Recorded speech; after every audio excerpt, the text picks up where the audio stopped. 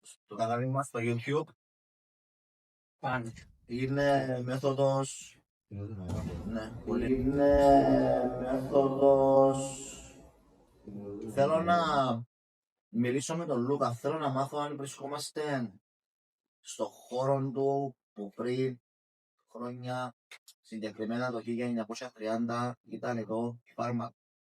Είσαι εσύ ο οποίος την περασμένη φορά έχεις ρίξει τον πόλο κάτω. Είσαι εσύ που έριξες τον πόλο και είπες φωναστά τη λέξη φωνός. Είσαι εσύ που φώναζες. Εννοείται. Ο φόνος ήταν για σένα.